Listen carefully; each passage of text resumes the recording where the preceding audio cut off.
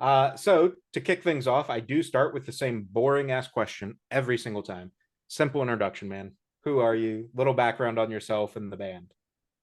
Well, nice to meet you, man. My name's Millie. I'm the frontman of HourHouse, and we're from down here in Louisiana, kind of spaced out in different parts, but we use New Orleans as our central hub.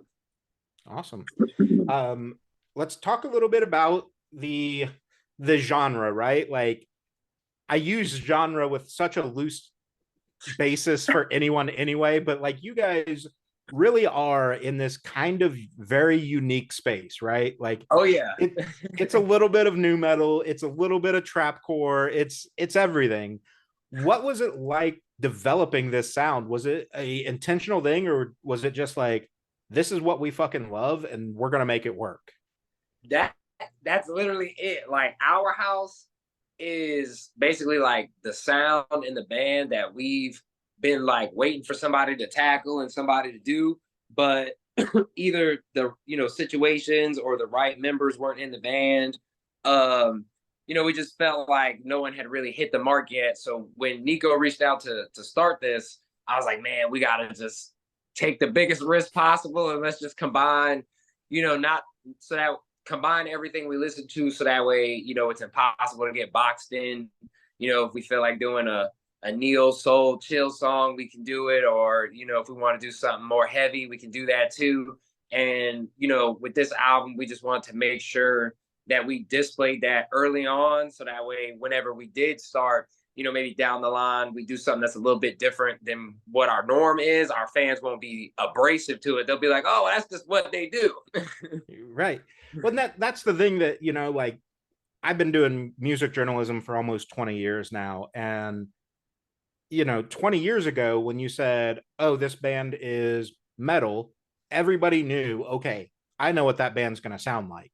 Yeah, I There's know it's no way gonna to be. fucking do that anymore.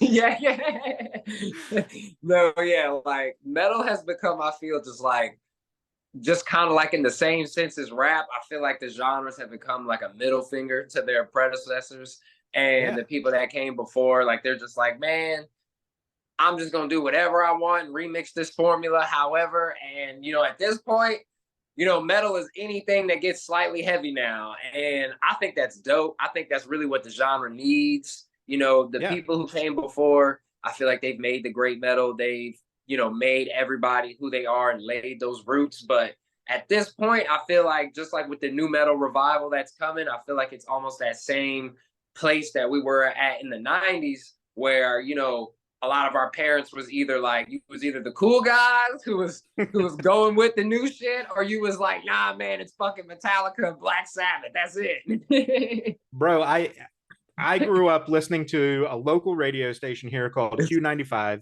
It was classic rock. It was what my dad listened to, and that's exactly it. Growing up, it was fucking Metallica, Led Zeppelin, Hell Leonard yeah. Skinner, the whole nine. And like when I started cutting my own musical teeth on like everybody, right? Teenage years, you start going, why am I listening to the same shit as my parents? I want to listen to other Yeah, stuff. yeah, So I started doing that, and like the whole fucking world opened up. And I think it's so cool because you're right, like especially the metal alternative, whatever the fuck space we're gonna call it, has has blossomed into this like beautiful tapestry of art where one side of it is going to be your traditional metal progression, metal Oh yeah. riffs. You're sticking to And the you need core, that. right? You do need it. Yeah, for sure. But then you flip that coin over and you just go, well, why is that guy fucking rapping? Why is this got a trap beat here? Like, what the fuck just happened? Why is there jazz right here? What's Yeah, what's going on? yeah.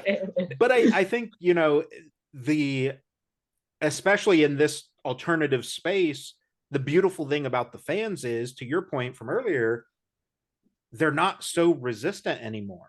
Yeah. The alternative and metal scene, it feels like, I mean, hell, I go to shows all the time, right? What's the house music at a metal show? It's fucking Backstreet Boys and shit. Like, we don't care if it sounds good, we listen to it. Yeah. if it's nice, we're listening to it. If it's a good vibe and it's a good song, hey, throw it on, you know? Yeah, yeah. Let's talk a little bit about the Louisiana music scene because I'm not super familiar with you guys down there. I imagine it's a really weird, diverse scene, Oh right? yeah. Like Oh you've yeah. got you've got a lot of that traditional stuff. You've got a lot of the quote unquote Cajun inspired Oh uh yeah. jazz and shit like that. And then there's pockets like you guys where it's fuck the system, we're going to do what we want. What was 100%. it like developing in that kind of space for you?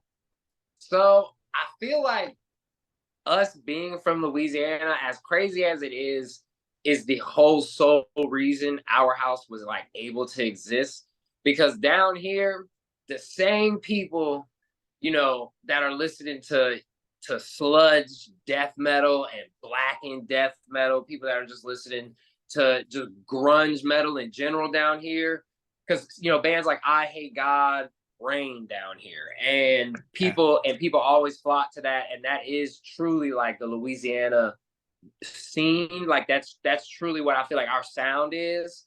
But on the flip side, everybody down here listens to rap. Everybody down here listens to like country and pop, and it's so diverse because everybody is passing through all the time. There's always a lot of tourists. There's always a lot of, you know, just musical things going on. So nobody has like a sense of, oh, well, just because this is a band, I'm not going to listen to it because I like rap. Or, Right. you know, oh, I'm not going to not listen to rap just because I listen to mainly a lot of metal. I mean, you could go to a metal show down here and Boosie could be played at the Right. venue while they're transitioning. Like, you just never know. And I feel like that, us growing up, and also, you know, just you have so many types of friends. You know, you're gonna be friends with the hipster guy. You're gonna be friends with, you know, every walk of life that's listening to all these types of music. So you grow kind of like an openness to it. And with Our House, we take influence from everything. You know, we can listen to Bruno Mars and be like, you know, we might be able to make a Bruno Mars song right now. And then on the flip side, I might be listening to the Grave, Reflections, you know, Chelsea Grin, something like that, and I might just be like the song Swarm. I'm like, you know what? Hey, let's go ahead and make something piss heavy real quick. Yeah. And you know, that's just how we operate. You know, we have our songs where maybe that day in the studio I was listening to a lot more rap, and we were like, hey, let's just make a rap song. And that's just kind of how it goes. We try to stay as open as possible and remind ourselves that just because we use guitars doesn't mean we have to make metal music. Right. Yeah. And I think that's one of those things where it's that misconception of artistry, I guess is the best way to put it, where people see, like, if people were to see a promo photo of you guys, they're immediately going to assume, oh, I know what they sound like. Yeah, No, yeah. you fucking don't. No, that's the big thing. Like, and some people also, when they like, for a lot of they're like, man, like, what kind of music are they making? Like, what is this image? What's going on? Yeah. But I think that's the awesome thing. And I think, you know, I'll give them credit. I talk about them pretty frequently. I think Bring Me the Horizon really helped push that envelope with, like, they were a fucking deathcore band. Yeah. Like, People don't remember Pray for Plagues, bro. right. But you know, you go back, you listen to Pray for Plagues, anything in that first like 5 years of them being a band, and then grab anything out of the last 10, it's not the same fucking band. At I all. I did a social experiment, if you will, with a group of friends, and I was literally just skipping through Bring Me the Horizon's discography one night, literally just picking shit from different albums. And one of my buddies turned to me and he's like, bro, you are all over the place. And I'm like, nope, it's all been the same band for the last 7 songs. And he's like, what the fuck? That's so crazy that you bring up Bring Me the Horizon, dog, because that was literally one of the main people that when we were formulating this, that we were like, just how Bring Me the Horizon is Yeah. able to do whatever they want and still be able to be relevant and bring it to where it's like, even though it's not what it was, you're like, that's Bring Me the Horizon, you know, like, you know, it is. And Yeah. we were like, how can we also formulate a soundscape that no matter what we do, they're going to know, like, that's our house.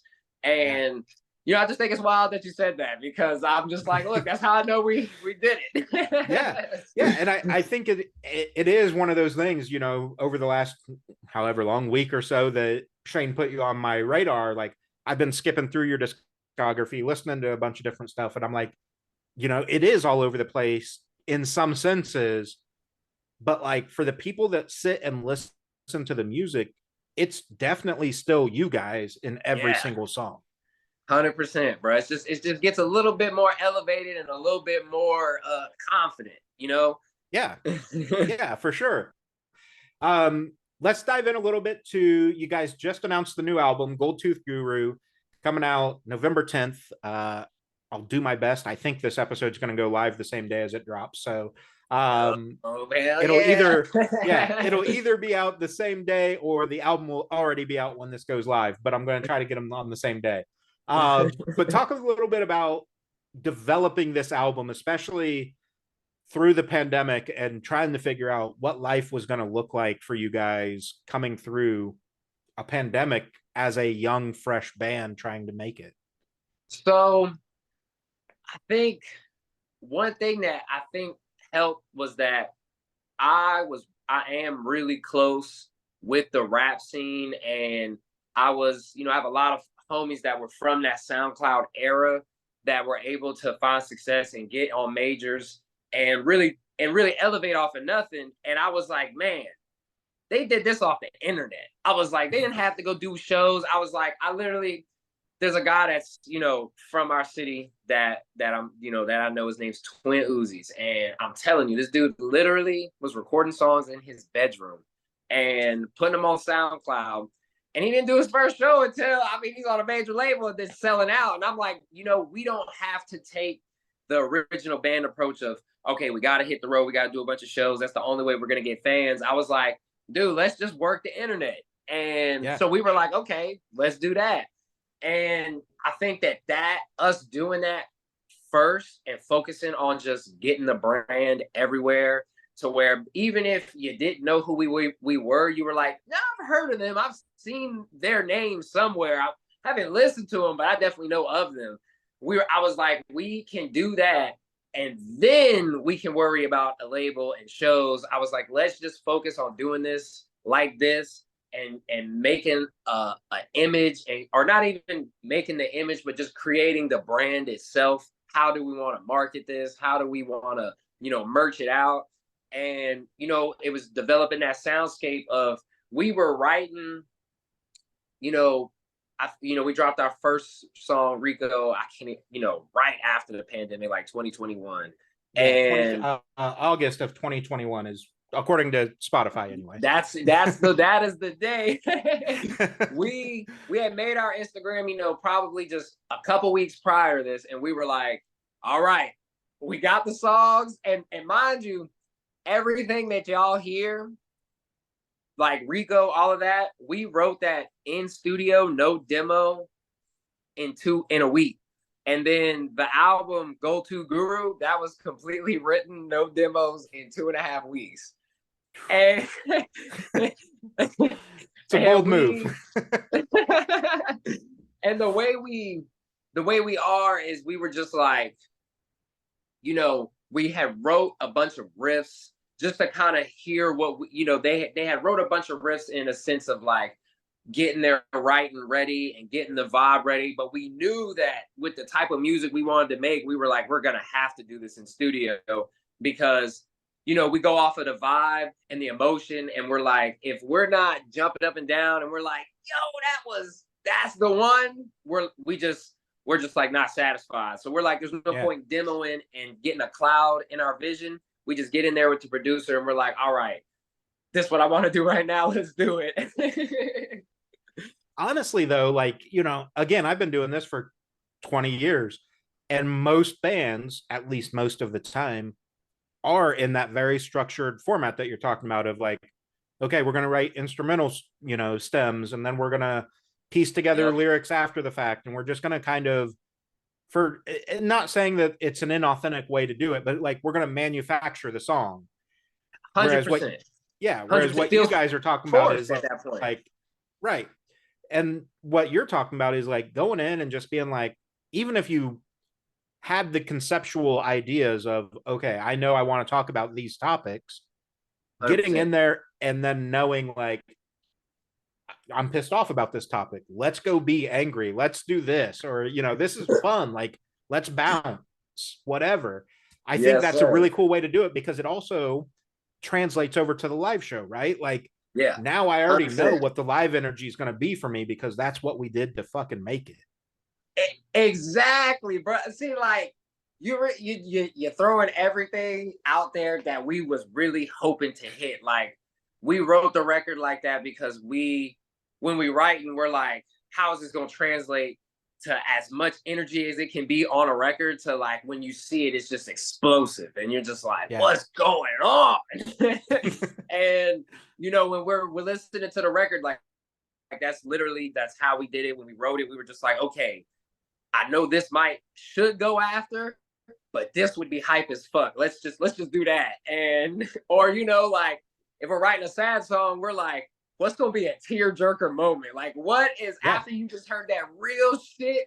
What's gonna give you goosebumps? Well, and especially too, like, depending on how an artist puts together a song, whether it's we have, the sound stems and then I'm adding lyrics or vice versa, like sometimes it feels a little bit shoehorned, right? Like we force these words to fit these chords or whatever. Exactly. But like if you get in the booth and you're, pouring your soul out about, whatever, and the guys are like, oh fuck, like just start riffing off of the emotion that you've got, like now I know it fits. Exactly. Like that's like we really like, it's almost like the Lil Wayne method. The way Lil Wayne always did his songs was he never wrote anything. He would just play the beat. He go in and say something, and then he listen to what he's saying. He'd be like, all right, I'm gonna keep going with that. And he'd section it off to where he just kept going with the vibe and what he felt like needed a place.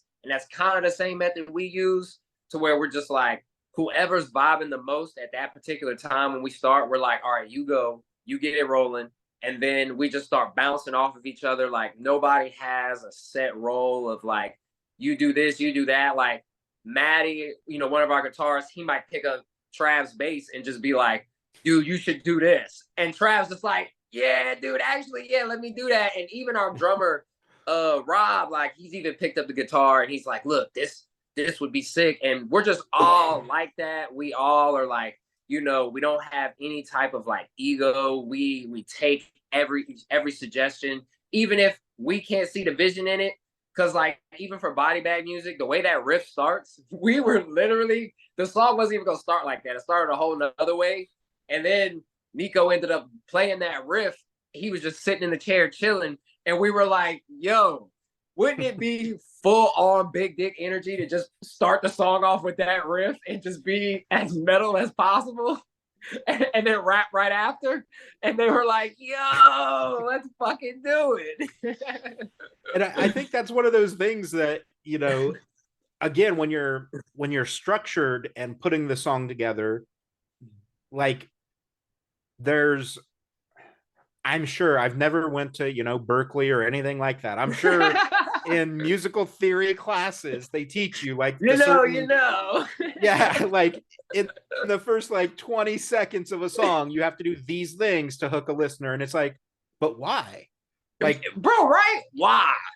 Like, yeah, if like music's all about not conforming, why conform? Right. Why look at a method? Especially in this alternative space and whatnot. But like,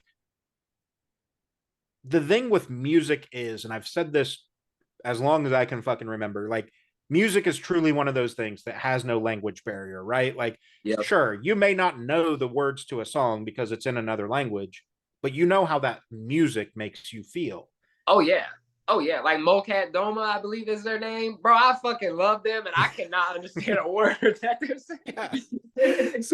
So like with that in mind, it's like, why do I have to structure this 8-second lead in to make sure that the listeners hear, nah, You like know, this that they is pick this up is on an a angry fucking frequency. song. Yeah. Like this is our fucking angry song. We're gonna come in, kick the fucking door down, and just start being angry. Like, Exactly, bro. Like, I'm like, hey, like, that's what, when you're driving home from work and you're pissed at your boss, you're just gonna be like, hey, man, let me throw this on because this actually make me feel like a badass right now. And I'm like, if I see my boss, I'd slap him. right. You know, Not like, that we condone slapping your boss, but yeah, no, we do not condone this, y'all. But you know, if you're, you know, just like Limp Bizkit's break stuff and that era, like we were like, man, bro, dude, like that music literally just had people like it's like you could listen to it and you're like, man, I'm really having a bad day. And yeah, he's really speaking to me right now. right, So, the you know, the with number of our times song, that I wanted to grab a chainsaw and skin somebody's ass raw is, you know what I mean? Like, bro, it's like, insane. you know, you can't say it out loud, but it's like when you hear it in a song, you're like, ah, fuck, man, I'm not crazy. I'm like, someone else is having a bad day too. We're just Yeah. we're just choosing the better option here. Yeah. It, you know, and that's one of those things. I'm glad you mentioned that because I talk a lot about like mental health and whatnot on this podcast. I have a separate one for it as well. But like, you know, it blows my mind. It's always the outsiders of this community, right? But how many people look at this community and they're like, oh, they're also fucking angry. They're violent. They're this, they're that, whatever. And it's like, I've said this probably 100 times on this podcast. I have never felt safer at a show than at a fucking metal or heavy show. Hey, I swear, bro. I swear. You go to a metal show and you know it's all vibes. Like everything's straight. You know, you could go to any other show and bro, I feel like anything is happening at any given time. Yeah, it's nuts. And like, you know, I'm not going to throw any one person under the bus. People will make their assumptions on it. But like, there have been shows where people have gotten very seriously hurt, potentially killed, because the artist didn't recognize what was going on and their fans didn't give a shit what was going on. 100%. But then you have the flip side of it in the metal scene where we're seen as these violent people. How many times has Corey Taylor or the dudes from Trivium or whoever stopped a fucking show and been like, time out, like, are they okay? Yep. Like, let's help them up. Let's stop this shit, you know? And it 100%. It doesn't happen anywhere else, you know? Mm-mm. And I think it's because people, for whatever reason, they confuse the energies. Because I'm like, at those major shows, people are so obsessed with who's on that stage that really all morale just kind of goes out the window. Like they're just like, I want to be like this person. This person is God. You know, like, I don't care if I got to run over someone to get to it. Like, I just want to be as close as possible. And it's like, I feel like in metal, because they have pits and they have stage dives that are like a part of the culture, I feel like, you know, they understand like you gotta look out for each other in a sense, because it's like, if not, someone definitely gonna get hurt. And I feel like at those rap shows or really any other, you know, type of major scene right now, I feel like they just don't really understand that like that is now a part of y'all industry. So as a concert goer, you should just at least keep an eye out for, you know, the people that's around you. Yeah, and I honestly don't remember the band I'm thinking of for this one, but I did just see fairly recently on like TikTok or Instagram, there was a relatively minor incident, like only a few people complained about it, but an incident at a show that was not a metal show, and the people at the barricade basically were complaining about everybody pushing up against them. They were pinned. Things like that. And it's like, but that doesn't happen at a metal show. Like, yeah, we get fucking rowdy, but the frontline people like aren't, they hold pinned. Yeah, they ain't pinned against the fucking barricade. And like, I think it's cool too in this scene and genre. Like, I know I've personally done it where there's people that you don't even know that are like, you can tell they're timid or Oh yeah. of the situation. Maybe they shouldn't be in the circle pit or whatever. Like I distinctly remember I was at an Of Mice and Men show years ago doing photography and whatnot. And I could see these two girls, and the mom is just like panicked because they are at the edge of this fucking circle pit. They're probably like 15, 16 years old, right? And have no business being in this circle pit. And she reaches out, she can't reach them. So I reach out, I grab both of them and end up like having my hands against a wall and them in this little like barricade of me because the circle pit was fucking bananas.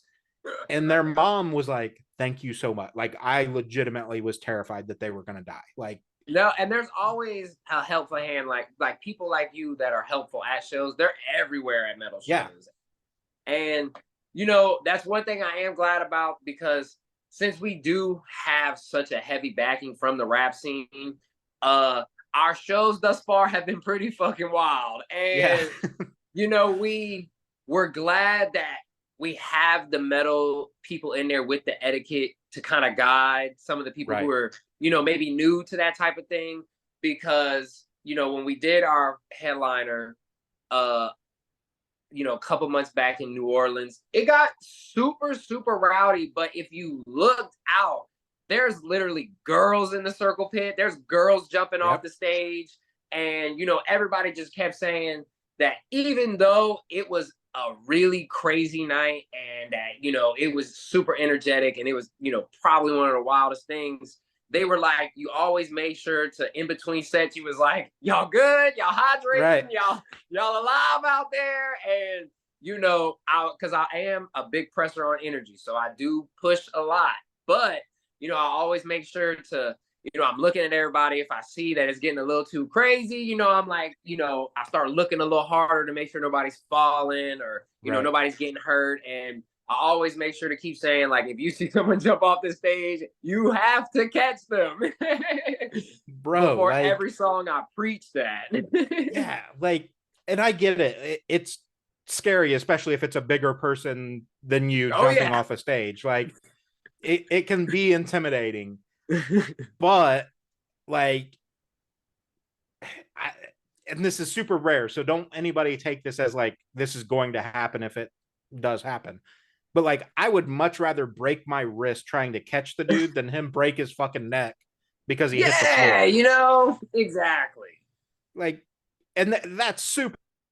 Anything like that happens where you get broken bones at a fucking show or anything, but like, yeah, you know, yeah, very rare, very, very rare. It does. It blows my mind the number of people that, you know, like you said, there's this etiquette. And I think we mentioned it earlier with just the musical space in general, but like, I think the thing with the fan base that goes out to shows in this genre as well is there are no gatekeepers. Like, we understand you're here to love the same band that I love. Okay, let's figure it out. You're the homie right now. yeah. And that's the thing too. Like, especially with a genre fusion like you guys, where you have so many different fucking influences. Like, outside of this 2 hours at a show, we'll probably never fucking cross paths. We'll never talk to each other, whatever. But right now, we good. We're fine. Like, let's do it. That is a, you know, the reason we chose our name, you know, is because we feel that it has like this call to unity to it. We're big on, at our shows, there's all types of walks of life. I mean, every type of person is under that roof. And that's what we want. We want like this to be we want to be like the voice for the new gen. All the things that we're all living through now, the people that's coming, you know, underneath us, you know, we're just like, hey man, like, your favorite band might be against this, but like over here, we truly don't give a fuck, because we're not like a lot of people who maybe had to grow up, maybe who grew up in the suburbs, and they grew up with, you know, being able to, it's cool to have opinions and this and this. And it's like, we come from the bottom, and, you know, we sympathize with people who maybe aren't looked at as like, you know, you might be a great person, but because of your beliefs or your situation or anything like that, you know, you may get judged, you may get shunned. And, you know, we want to make sure that over here that we don't even have to say anything. We don't have to put up, any type of front or anything like that. We're like, hey man, you hear us screaming fuck the system and fuck whoever, fear mongers and all that. We're Right. like, man, over here we're all fam. We're all homies, and no matter what you believe outside of those doors or inside, we are all here to just enjoy some music, have some fun, and everybody's gonna always have a family with our house. You know what I mean? Yeah, and I think that's the beautiful thing about, again, this scene specifically. I've been doing this for so long, I've obviously went to concerts that are country or pop or whatever, and like you don't have that same fucking community. Oh, at Even all. with it, even within, yeah, even within their fan base, it's like, oh, you guys are the ones that are like, well, I only like the first 3 albums and you only like the new album. Like, fuck off. Like, who cares? Yeah, like that. Those like mainstream fan base. Like, even though I say mainstream fan base, but I guess I just mean like people who consume music to just consume it and they don't really care about it. That fan base of people is what I feel really creates a lot of the diversity that you see, in a lot of fan bases. Even like, I love older new metal, but like we have to come to grips with the fact that the people who are still fans, that are, the OG fans of the new metal before, that we learned from, they hate new shit. It's bananas because like new metal was the new shit. Yeah, like, yeah. That's why it's called new metal, guys. And I'm like, how the fuck can y'all hate new ideas and ideals and these new branches of life that are coming out or becoming more prevalent and accepted? How can y'all be the first ones who are like, I fucking hate that? I think it's because, and I've never fucking understood this, even before I started doing music journalism. It's especially those fans that adopt a band early, right? Those early Limp Bizkit fans, Green Day fans, whoever, right? When that band starts to get popular, why the fuck do people not want them? Oh, they sold out. You don't want your favorite band to fucking succeed? Like, what the bro, fuck it doesn't are you make talking sense, about? bro. Like, why are you mad that the band that you saw, I'll use you guys as an example. I don't know what size rooms you guys have been playing, but let's say I saw you in a room of 100 people and I'm going to be pissed off next year when you guys are playing to 2,500 people. Like, how does that make sense? Bro, for real, man. I actually never, ever understood that about the intro to bands' lives. Is it's like, as soon as they get steam, everybody, or, even change the sound to maybe grow a little bit, people just come out the woodworks and they're like, here we go. Like, exactly with what I feel people are doing with Spirit Box right now. Like, I feel like people are giving them such shit. And, I don't pay attention to the internet or anything. And, I love new Spirit Box. And dude, I went looking at their Instagram the other day and I was like, whoa, what the fuck? Yeah. Courtney is a fucking machine vocalist, right? Like, that girl can do everything. And people are shitting on her because she's like, oh, I'm not going to scream in this song. Who fucking cares? She nailed it. Right? Like, I'm like, bruh, how has, I feel like, how has metal people become so tunnel vision and they've been the black sheep this entire time? Right. Right. So like, I've had that conversation. I've had a shitload of alternative heavy bands on here. And this is my common conversation with them is, how the fuck can a fan base that was ostracized for so goddamn long, like, metal has not been on the fucking radio since Metallica, right? Like, back in the 80s, early 90s, that was the peak of metal. And y'all are pissed because and now y'all are pissed because metal's getting popular again? What the fuck is happening? Like, how does that make sense? It's, I don't know, man. It's so fucking bizarre. Let's talk a little bit about, you've been dropping singles. Obviously the album's going to be up when this goes up. So for one of my favorite questions when a band's getting ready to drop an album, you're gonna hate it. But my favorite questions is, what song on the album do you think fans are going to gravitate to, and what song do you want them to gravitate to? Okay, I would have to say the song I feel they'll gravitate to first is probably going to be Swarm with Taylor, just because we did that one as a fuck you, because we were just like, let's piss off all the deathcore people who were like, because we had got placed on a deathcore playlist and they were like, this isn't fucking metal, this isn't deathcore, like what the fuck is this? And I was like, bro, let's just make one song, please, that is just like so heavy, and let's pull in such a heavyweight that they're like, damn, I like it. Right? So I feel like that'll be the one, because we specifically wrote that to like set the metal scene on fire. Like we were like, let's do it and let's blue balls them at the end. And but the one that I would say that I'd probably want them to gravitate to the most is probably going to be Constricting the Animal. Okay. Just because that one is a special song. That one is, it means a lot. And I'm not gonna lie, like when that song was done, me and Nico literally shed a tear over that song. That is extremely personal. It's extremely real. I really hope people can really understand and grasp what's going on in that one. But I mean, every time I listen to it, I get chills because it is so authentic. See, and again, that's the thing with this genre of music, right? Like this, whatever the fuck we're calling it, because genres are stupid. This soundscape, if you will, authenticity is so fucking important. Talk a little bit about that for you, like, you know, growing up the way that you grew up in the areas that you grew up, things like that, you know, New Orleans, again, being as diverse as possible, but let's be honest, it's still kind of fucking backwards in some places, and oh yeah has its challenges. So what was it like, you know, obviously going through all that, and then like as you start making music, going, I'm gonna tell this story, like this is gonna be real to me?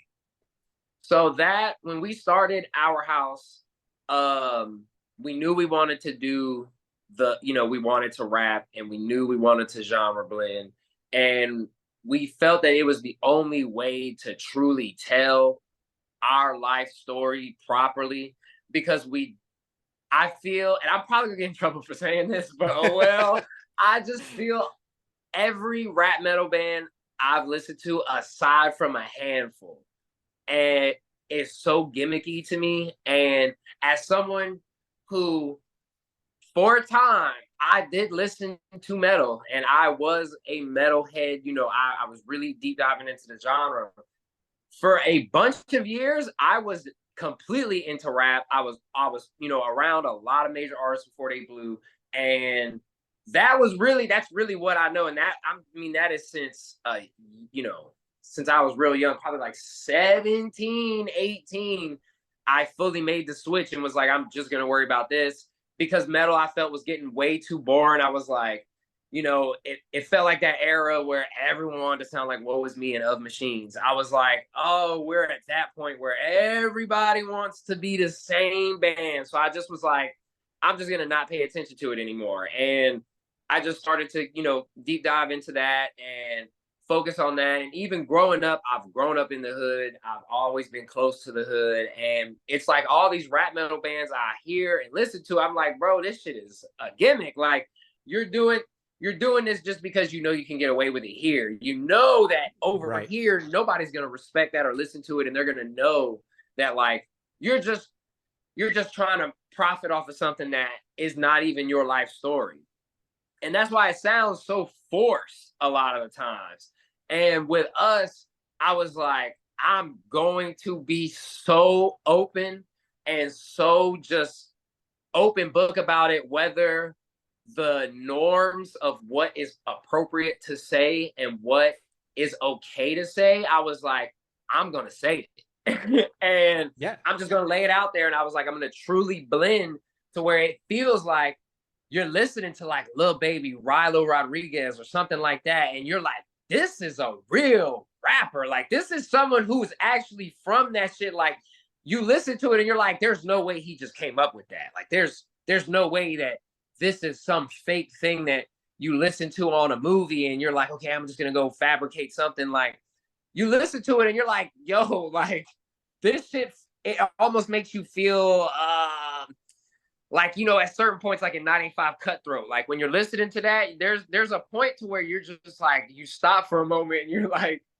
yo, like this dude is telling me exactly what the city is like. And I feel like I'm literally walking through his city with him right next to him. And I want it to be as visual and descriptive as possible without having to be J. Cole or Kendrick, to where it's like, it's really like street poetry in a sense, to where you're like, man, I'm envisioning this, I'm seeing it, but also, you know, it's so much more than just street shit. I'm like, bro, there's depression that's there. I wanted to speak on that. I'm like, just because we're lit and we have a good time and we do good for ourselves doesn't mean that like there hasn't been days where I've looked in the mirror and I'm just like, I hate everything that you are. And that happens, you know what I mean? Like people go through that.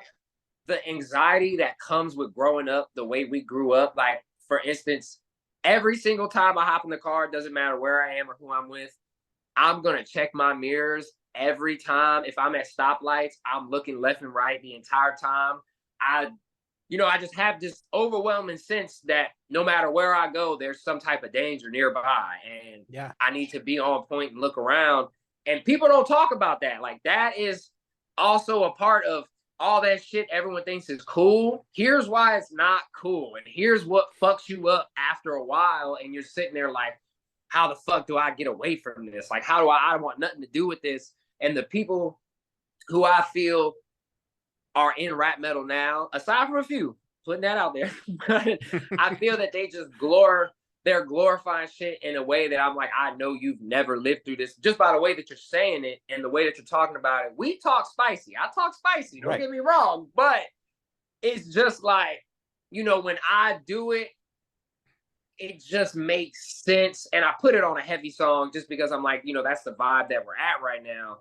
But, you know, I wanted to make sure that I was able to make the lyrics as human as possible, to where it didn't feel no gimmick. It didn't feel like, okay, he's sitting down really having to think about it. Because when I write these songs, almost every song on the record, aside from Constricting, I wrote it the same night that we tracked the song, because it's not anything I have to think about because I've lived through it. It's inside of me. I've been through the dark times. I've been through the hard times.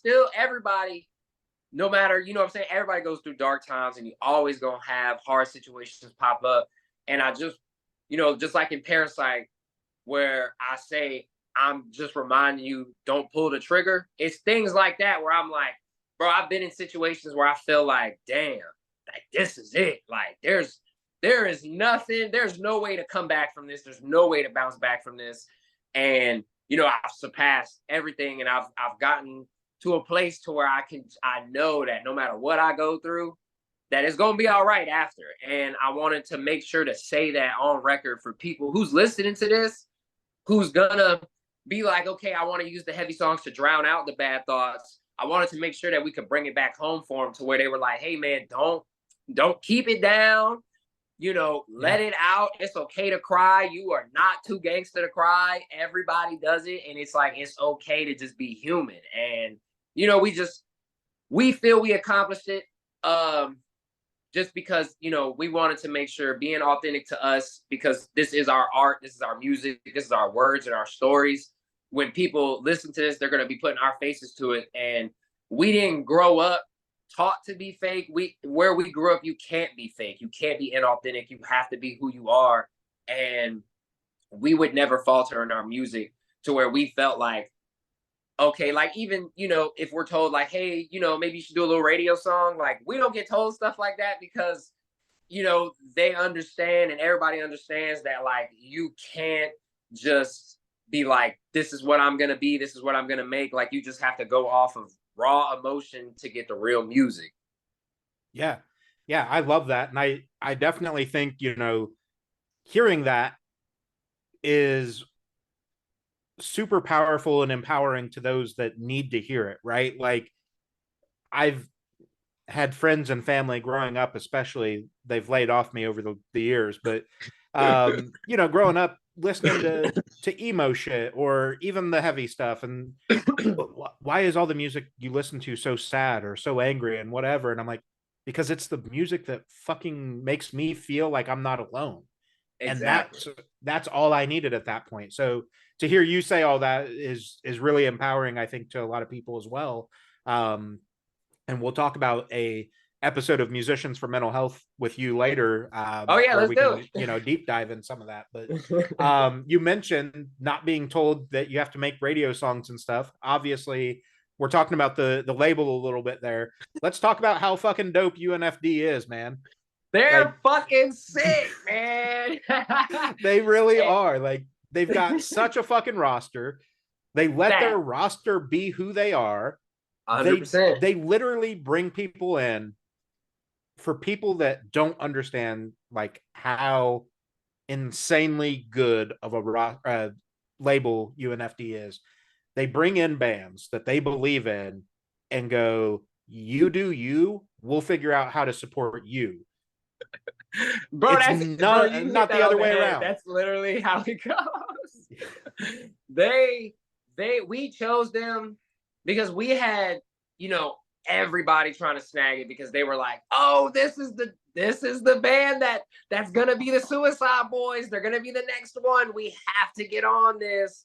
And you know, we could see through that with everybody. And we were like, man, like, we don't want to just become like, you know, we want to be a band on the label that's one of the top bands, but we don't want to be this child of that. They're just like, yo, I know already what I'm trying to see from y'all and more from y'all, and I only am gonna want this from you. I was like, they're only gonna want the body bag music, they're only gonna want the 985 cutthroat, and they're gonna press on that. I was like, UNFD, the whole time as they're, you know, they're listening to how we're saying everything and what we want to do, they're like, okay, so this is a lot bigger and deeper than the Melizia EP that we just heard. We understand that this could actually be something different.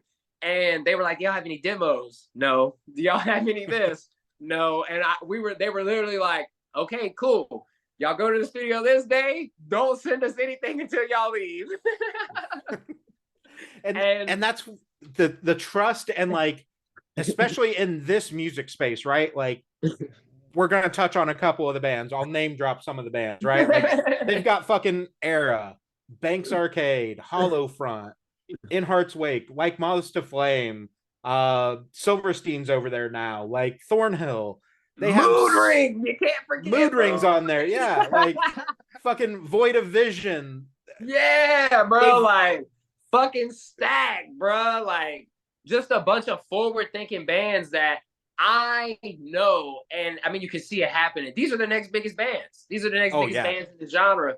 And I, you know, as I'm seeing all these bands and listening to them as we're making our decision, I was like, the amount of diversity that UNFD has and their openness to just be like, hey, bruh, we signed you because you are you and y'all are doing what y'all do. We can't tell you how to do it. So just do it. Yeah.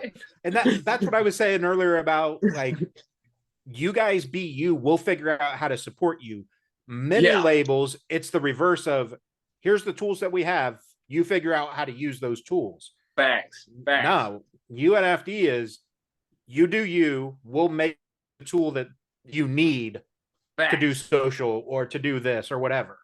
Like before we even signed, the first thing they did was, let's dive into the rap scene. Let's dive into that side of things. And let's figure out where we can work in that era. Cause they were like, we know we got the metal covered. They were like, so let's focus on the new dynamic that's been added in, and let's build them up the right way and not just throw them to the wolves of the metal industry and being like, here y'all go. Yeah. But like, one of the bands, as I'm, looking through their roster again, I honestly kind of forgot he was on UNFD.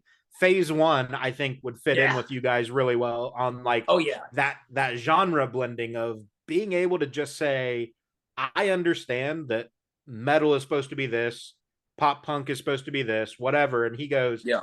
I don't give a fuck. Here's some 808s. Here's a fucking synth that doesn't belong, but it sounds cool. Yeah, it sounds cool, so we doing it. Bro, that's the best phrase. I feel like that phrase needs to get thrown around in studios more of just, hey, it sounds cool, let's do it, you know? Yeah. Yeah, Doesn't matter if it's right. and who's to say what's right? Like, I mean, 100%. Sure, you have your old school, like you have Rick Rubin, who obviously can write a fucking top 40 hit, right? Like the motherfucker's been doing it for 60 years. You have like Neil Avron over in the pop punk scene. You know he's going to write a banger. You know it, yeah. But like, just Will Putney's going to put out a top tier metal record every time. And like, even though these guys have their structure, like that doesn't mean it's the only way it can be done. And I think the funny thing is I use them as that example, but they're bad examples of it because they understand that about themselves. I was about to say, because they're literally the ones who are like, hey, let's just fuck up the game real quick and let's just push it a little more. Yeah, it's nuts. Like, I don't know why he's been getting the more notoriety lately or more like social media posts about him, but Rick Rubin has done a lot more interviews lately.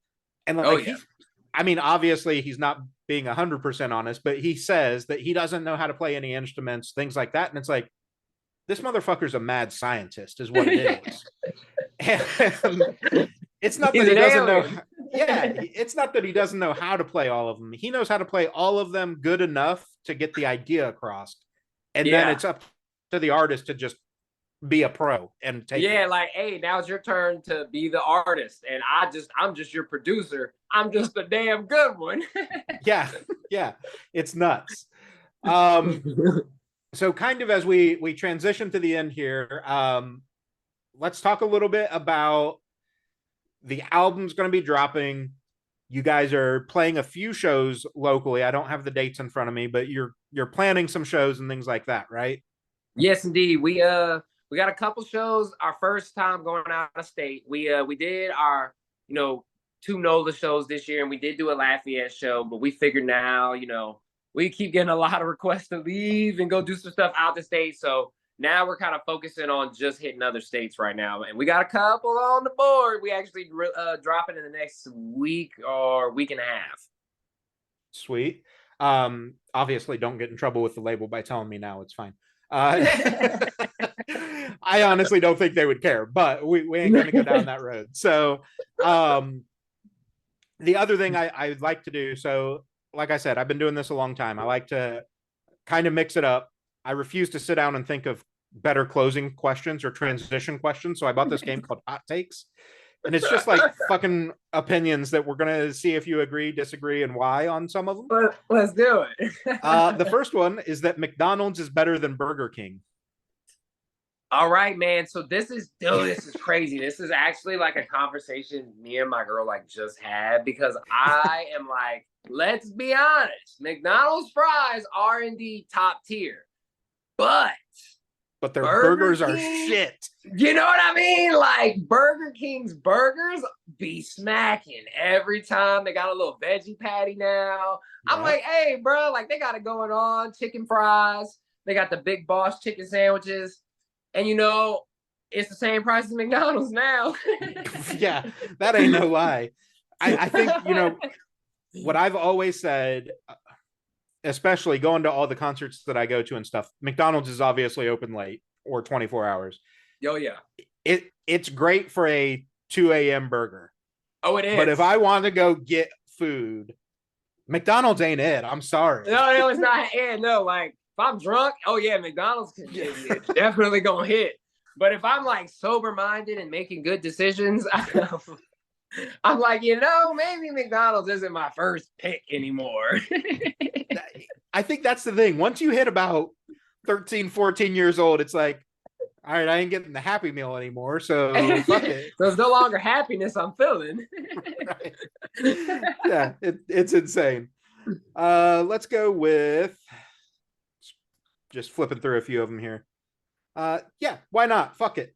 Jasmine is the hottest of the Disney princesses. Oh, bruh.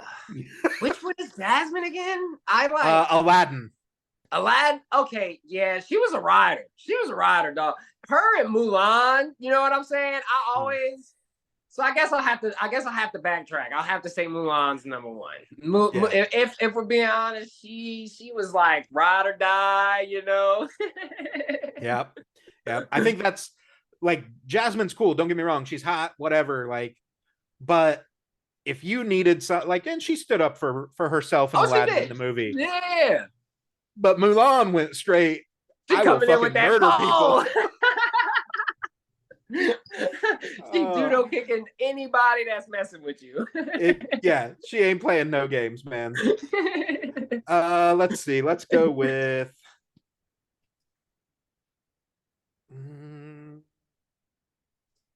Yeah, fuck it. Why not? Ice cream is overrated. Yeah, it is. It is, man. I love fruits. I'm like a big fruit guy. So even like whenever I'm like stoned or anything like that, the first thing I'm reaching for is I'm like, bro, where is a tub of pre-cut fruit at? That's that to me, that's like the best sweet ever. And I'm like, if people just wouldn't imagine that it's healthy, they low-key, you think it's candy. Right. And I think like the other problem is with ice cream, virtually everybody's some form of lactose intolerant anymore anyway. Oh yeah. So like it's gonna fuck with you. But like realistically, I would, given the opportunity, I would take a great fucking piece of cake over a bowl of ice cream any fucking day. Oh, anytime. Dude, cake is awesome. Cake is indeed awesome.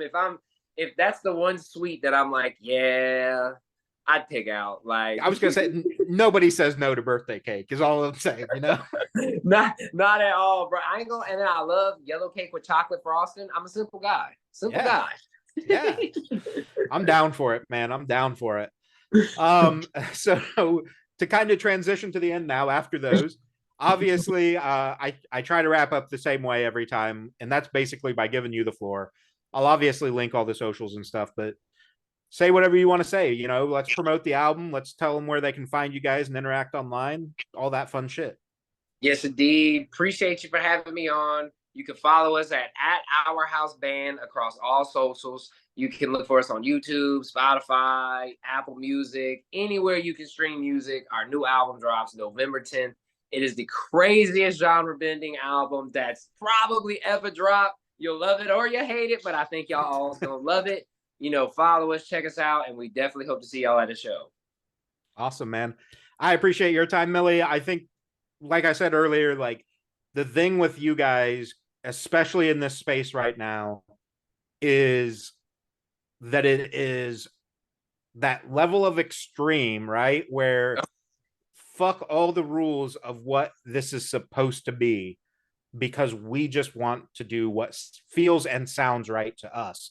And I 100%. Think that level of authenticity is something that, especially in this alternative space, is going to carry you guys into a fandom that is like there for you, the ride or dies, right? Like, yes, look, indeed. We don't fuck with these 3 songs, but hey, I'm here for everything else. And then you're going to have the other guy that's, I'm only here for those 3 songs. Fuck. You know, we need a bunch of Mulans in the crowd. Yeah, absolutely, man. I appreciate it. Like I said, man, I definitely think you guys are on the right path, especially teamed up with UNFD. I think they're going to be able to help leverage you guys and put you in a very unique space. So I'm excited for you. I'm hopeful that, you know, touring ramps up next year so that I'm up in Indiana. Yeah. So you have to get kind of close to me. But I'll make some drive. You'll see it. Yeah, for sure, man. That's everything I've got for you. So I'll let you have a good night. I'm going to go grab some dinner myself and just chill. Hell yeah, man. Appreciate you for having me on. Enjoy your night, and feel free to holler at us anytime. Yeah, absolutely, man. Appreciate you. Later.